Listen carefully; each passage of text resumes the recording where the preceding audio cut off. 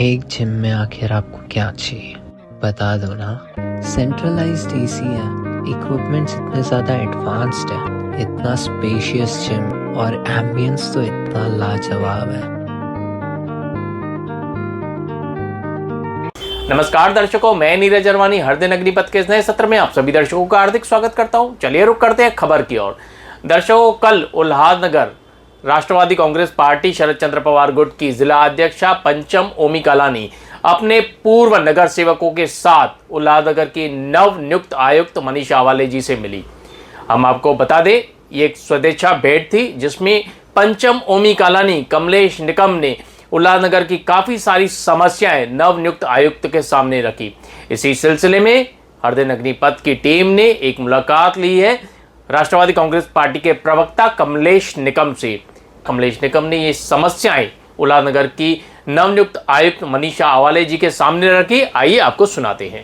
इस वक्त हमारे साथ हैं राष्ट्रवादी कांग्रेस पार्टी उल्लासनगर के प्रवक्ता कमलेश निकम। आज कुछ सवालों के साथ हम लोग कमलेश निकम से सवाल करेंगे। उल्लासनगर महानगर पालिका में हाल ही में जो वे उल्लासनगर के नवनियुक्त आयुक्त से मिले थे, मुलाकात हुई थी उनकी, कि कौन कौन से ऐसे विषय थे जिन पर कमलेश निकम और उनकी पार्टी की नवनियुक्त आयुक्त से बातचीत हुई थी।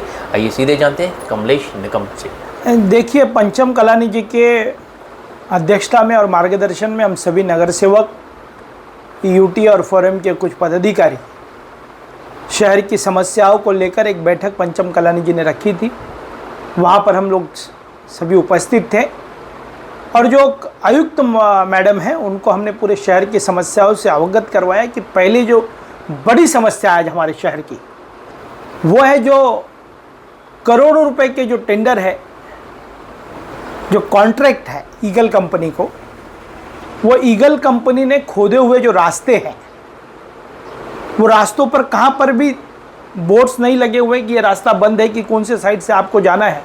एक तो शहरवासियों को बहुत तकलीफ हो रही है और वो तकलीफ तो छोटी है, पर बड़ी तकलीफ ये है कि जो अंडरग्राउंड ड्रेनेज का शहर का जो काम चल रहा है, वो कामों के बदले जो रोड खोदे जा रहे हैं, वो रोड को खोदने के बाद यदि 250 रोड रहेंगे तो उसको 250 बनाना है, 350 रोड रहेगा तो 350 बनाना है। पर कंपनी के तरफ से और महानगर पालिका के कुछ आला अधिकारियों के तरफ से सिर्फ कॉन्ट्रैक्टर सीसी कर छोड़ दे रहा है और वो कुछ 10 या 15 दिनों में वो वापस से टूट जा रहा है।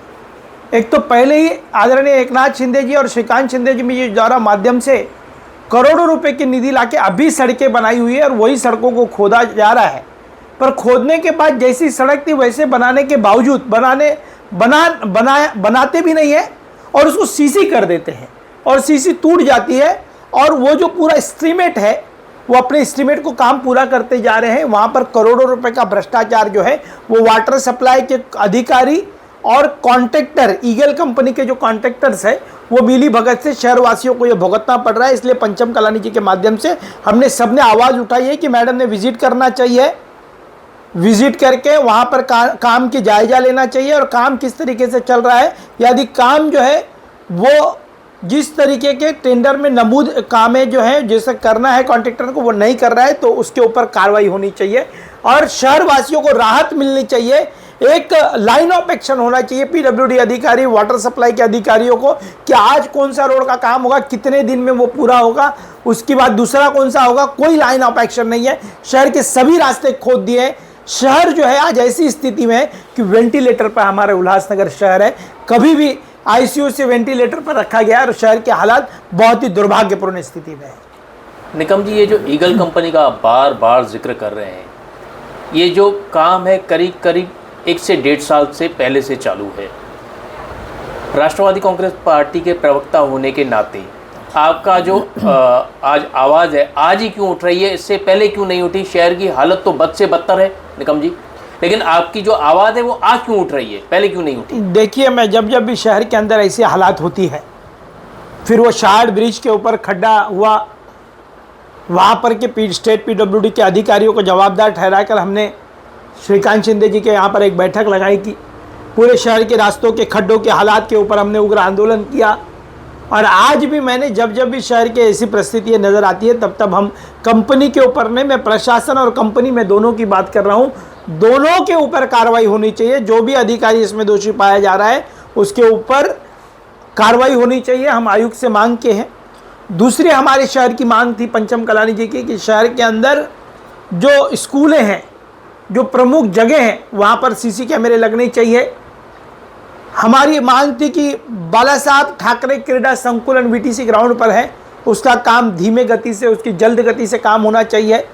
हमारी पंचम कलानी जी की मांग थी कि उल्लासनगर 5 में जो भाजी मार्केट है वो तोड़ कर रखा गया है, उसकी वर्क ऑर्डर कॉन्ट्रैक्टर के पास है। कॉन्ट्रैक्टर के पास वर्क ऑर्डर होने के बावजूद भी कॉन्ट्रैक्टर काम नहीं चालू कर रहा है, क्योंकि कॉन्ट्रैक्टर और पीडब्ल्यूडी का कहना है कि जो महानगर पालिका के पैनल पर जो इंजीनियर हैं नाकवा, वो उनके सर्टिफिकेट के इंतजार में आज से 6 महीने बीत चुके हैं, पर वो नाकवा सर्टिफिकेट नहीं दे रहा है। ये वही नाकवा इंजीनियर है जो धोखादायक इमारतों के विषय पर भी शहर की आम जनता उनके ऑफिसों में चक्कर मारते रहती है, वो मिलते नहीं है। 30 दिन में 25 दिन फॉरेन में रहते हैं, 2 दिन परिवार के साथ रहते हैं, बाकी 2 दिन जो बचते हैं वो शहरवासियों को देते हैं। इसलिए हमने मैडम को कहा, गुहार लगाई है कि नाकवा को पैनल से हटाया जाए, ये भ्रष्ट और न मिलने वाला इंजीनियर है, उसको पहले हटाया जाए। और एक हमने जो बड़ी मांग की है शहरवासियों के साथ में कि आज हमारे महानगर पालिका की जो आर्थिक व्यवस्था है वो बहुत कमज़ोर है। एक तरफ महानगर पालिका के जो अधिकारी है वो 250 करोड़ रुपए का कर्जा बैंक से लेने जा रहे हैं, और महानगर पालिका के जो कैफो है वो 250 करोड़ के लगभग जो कर्जा लेकर शहरवासियों को स्कीम लाने जा रहे हैं। तो वो जो अधिकारी है ये कर्जा लेकर चले जाएंगे और आखिर हमारे शहरवासियों को ही इसका पैसा भुगतना पड़ेगा। फिर टैक्स को बढ़ाना पड़ेगा, फिर पानी पट्टी को बढ़ाना पड़ेगा, फिर टैक्स के माध्यम से लोगों से करोड़ों रुपए की वसूल किए जा रही है, वो आज ही रोकना चाहिए। एक तरफ कोलब्रो कंपनी को महासभा के अंदर ब्लैक लिस्टेड किया गया, उसके बाद भी उसको 5 करोड़ रुपए हमारे अधिकारी दे देते हैं, वो क्यों दिया है? वो हमने कमिश्नर महोदय से सवाल किया, ऐसे अधिकारियों पर कब कार्रवाई होगी। दूसरी सबसे बड़ी बात है कि जो संबंधित विभाग के अधिकारी है, किसी का नाम लेना चाहिए, मैं नाम नहीं लूंगा क्योंकि संबंधित विभाग के जो अधिकारी है उन्होंने ये किया है कि कोलब्रो कंपनी ब्लैक लिस्टेड होने के बावजूद भी उनको पैसे दे दिए हैं, उनके ऊपर कार्रवाई होनी चाहिए। जो मेन मुद्दा हमारे शहर का, जो ये मेन मुद्दे थे, जो शहर के रास्ते खोदे हुए वो बनने चाहिए, सीसी कैमरे लगने चाहिए, बाला साहब क्रीडा संकुलन की गति बढ़ानी चाहिए, 5 नंबर में भाजी मार्केट तोड़ा गया है उसको जल्द से जल्द बनाना चाहिए। इसके सब वर्क ऑर्डर है। और खास करके गोल मैदान के अंदर जो गार्डन है, जो पंकज त्रिलोकानी बार बार आंदोलन कर रहे हैं उसके विषय पर, उस विषय पर भी मैं आप लोगों को जानकारी दूं कि उस गार्डन की वर्क ऑर्डर 15 महीने से कॉन्ट्रैक्टर ने ले रखी है, पर कॉन्ट्रैक्टर काम चालू नहीं कर रहा है, और यदि वो काम नहीं चालू करता है तो उसको ब्लैक लिस्टेड किया जाए। ये पंचम कलानी जी हम सभी नगर सेवकों ने मांग की है। आपने बोला उल्लासनगर महानगर पालिका के हालात जो हैं खस्ता हैं, आर्थिक हालात। ऐसे आर्थिक हालात खस्ता होने के बाद 200 करोड़ की महानगर पालिका की जो है भवन बनाया जा रहा है, जहां में महानगर पालिका के अधिकारी बैठेंगे। क्या आपको लगता है कि ये उचित है? 200 करोड़, निकम जी मैं 200 करोड़ की बात कर रहा हूँ, 200 करोड़ के फंड से महानगर पालिका की इमारत बनाई जा रही है, ऐसा प्रपोजल है। क्या आपको लगता है आज शहर के मूलभूत जो सुविधाएं हैं उनसे शहर वंचित है, रोड रास्तों की हालत ख़राब है, उसके बाद एक ऐसा प्रोजेक्ट लाना, कहीं ये उल्लासनगर की जनता के ऊपर, जख्मों के ऊपर आप नमक नहीं डाल रहे हैं निकम जी, आप तेज़ाब डालने का काम कर रहे हैं। क्या उसके ऊपर आपकी आवाज़ क्यों नहीं उठ रही है? बिल्कुल, हमने कल भी ये विषय को बताया कि जो 250 करोड़ रुपए का हम महानगर पालिका कर्जा ले रही है। राज्य के मुख्यमंत्री आदरणीय देवेंद्र, तो छोड़िए निकम जी, वहाँ पर इमारत बनने जा रही है। आदरणीय देवेंद्र फडणवीस जी, उप मुख्यमंत्री एकनाथ शिंदे जी, खासदार डॉक्टर श्रीकांत शिंदे जी, इनसे हम मांग करेंगे कि 250 करोड़ रुपए का जो कर्जा कैफो जी ले रहे हैं, महानगर पालिका ले रही है, महानगर पालिका के डॉक्यूमेंट्स देकर उसके 2.5 करोड़ रुपए का हफ्ता आएगा। हर महीने महानगर पालिका को 2.5 करोड़ रुपया, एक तरफ जो लोग रिटायर हो चुके हैं उनको पेंशन देने के लिए महानगर पालिका के पास पैसे नहीं है, वो आंदोलन कर रहे हैं बार बार। बुजुर्ग लोग हैं, 60 साल तक इस शहर की सेवा की है, अधिकारी बनकर, कर्मचारी बनकर उन्होंने काम किया है, उनको महानगर पालिका पैसा नहीं दे रही है, और दूसरी तरफ 250 करोड़ रुपए का कर्जा लेने की तैयारी कर रही है। 200 करोड़ रुपए की महानगर पालिका की इमारत की बनने का है। मुझे लगता है कि जो अधिकारियों को एसी में बैठने का शौक है, जिन अधिकारियों को बैठकर शहरवासियों के साथ में लूट खसोट कर रहे हैं ये अधिकारी, इनको ये इमारत चाहिए। शहरवासियों को अच्छी सड़कें चाहिए, स्वच्छ पानी चाहिए, शौचालय चाहिए, मूलभूत सुविधाएं चाहिए, साफ सफाई चाहिए। पर नीरज जी, मैं आज आपको बताऊं कि जब से आयुक्त जी यहाँ पर नए आए हैं, तब से साफ सफाई में बहुत ज़बरदस्त इंप्रूवमेंट हुआ है शहर के अंदर। उन्होंने जैसे कार्रवाई की अधिकारियों के ऊपर, पानी की जो व्यवस्था है वो शहर की अत्यंत खराब स्थिति में है, उसके ऊपर ध्यान देना बहुत ज़रूरत है। और शहरवासियों से मैं हाथ जोड़कर विनंती करता हूं कि जिन लोगों के हाथों में शहरवासियों ने सत्ता दी है, उन लोगों से ये सब सवालों का जवाब पूछना बहुत जरूरी है। सत्ता में है ही नहीं निकम जी। नहीं, जरूरी है, क्योंकि अभी फिलहाल शहर के अंदर प्रशासकीय राज है और दूसरी तरफ आमदार है। मैं आमदार जी के ऊपर इस वक्त पर किसी भी बात पर टिप्पणी नहीं करूंगा। उनके घर में दुख की घड़ी है, ऐसे विषय पर मैं उनके ऊपर टिप्पणी नहीं करूंगा। निकम जी, सुनने में आया है कि उल्हासनगर पे जो गोल मैदान है, गोल मैदान में उल्हासनगर महानगर पालिका मल्टी पार्किंग बनाने जा रही है। 4 मंजिला इमारत होगी या 2 मंजिला इमारत होगी, उसमें मल्टी पार्किंग बनेगी। तो क्या, जो जैसे कि आपने गोल मैदान की बात की, इसीलिए मैं ये सवाल ले रहा हूँ आपसे, क्या आपको लगता है कि उल्हासनगर, जो अभी एक ही ग्राउंड बचा है पूरे उल्हासनगर में खेल प्रेमियों के लिए, क्रिकेट प्रेमियों के लिए, उसके ऊपर मल्टी पार्किंग बनाना कहाँ तक उचित है? ये आप इस विषय को कहाँ तक लेते हैं और कैसे लेते हैं? महानगर पालिका के जो ये संकल्पना है, वो मेरे माहिती के अनुसार वो अंडरग्राउंड पार्किंग बना के ऊपर गार्डन बनाना चाहते हैं। पर जब ये पहले ही अंडरग्राउंड पार्किंग बनाने का था, तो फिर गार्डन की वर्क ऑर्डर क्यों दी गई 1.5 करोड़ रुपए की, 1.5 से 2.5 करोड़ जो भी है? उस कॉन्ट्रैक्टर को वर्क ऑर्डर देने के बाद आज ही तुमको क्यों पता चला कि ऊपर गार्डन बनाना है और नीचे अंडरग्राउंड पार्किंग करनी है? ऐसी स्थिति में आज हमारा शहर जो है, राजनीतिक परिस्थितियों को देखते हुए बहुत कठिनाई में है। आरोप प्रत्यारोप शहर के नेताओं के ऊपर होते रहते हैं, और प्रशासकीय राज में जो अधिकारी है वो खुलेआम भ्रष्टाचार और लूट खसोट कर रहे हैं पूरे शहर के अंदर। निकम जी, हम बात कर रहे थे, इसकी आवाज कल पंचम कलानी जी ने, पूर्व महापौर मैडम ने, हमारी जिला अध्यक्षा ने आयुक्त महोदय को अवगत करवाया कि ये शहर में हो क्या रहा है। हम अधिकारियों के ऊपर कार्रवाई करो ये नहीं बोल रहे हैं, हम बोल रहे हैं हमारे शहर के नागरिकों के जो है लोग हैं, उनको राहत मिलनी चाहिए, और दोषी अधिकारी है। निकम जी, आपका विरोध रहेगा कि क्रिकेट मैदान जो है गोल मैदान का, वो वैसे ही रहना देना चाहिए और पार्किंग की जगह कहीं और देखनी चाहिए? देखिए, गोल मैदान पर पार्किंग की जगह है, गोल मैदान पर गार्डन बनना चाहिए। पूर्व महापौर पंचम कलानी रहते हुए गोल मैदान पर हमने 2 गार्डनों पर पार्किंग की प्रपोजल लाया था, वहाँ पर पार्किंग बननी चाहिए।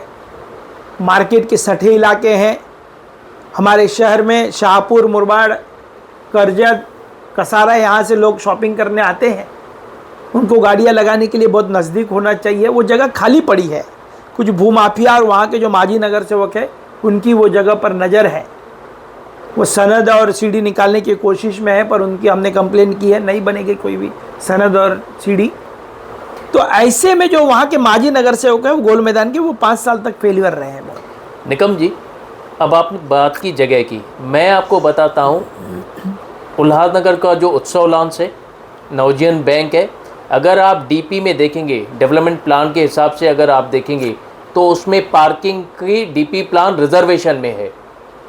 शायद आपको ये जानकारी नहीं होगी, मैं आपको अपनी चैनल के माध्यम से ये आपको जानकारी देता हूँ। वो तो गोल मैदान के नज़दीक है, सीरू चौक के भी नज़दीक है उत्सव लॉन्च, मयूर लॉन्च, नवजीवन बैंक। एज पर डीपी बात कर रहा हूँ मैं निकम जी आपसे, एज पर डीपी वहाँ पर पार्किंग का जोन रिजर्व रखा गया है। तो क्यों ना हम लोग गोल मैदान का जो खेलकूद का मैदान है वहाँ पर उसको ऐसे ही छोड़ दें बच्चों के खेलने के लिए, और जो पार्किंग है वो इस जगह पर होनी चाहिए जो डीपी में भी है। देखिए, जो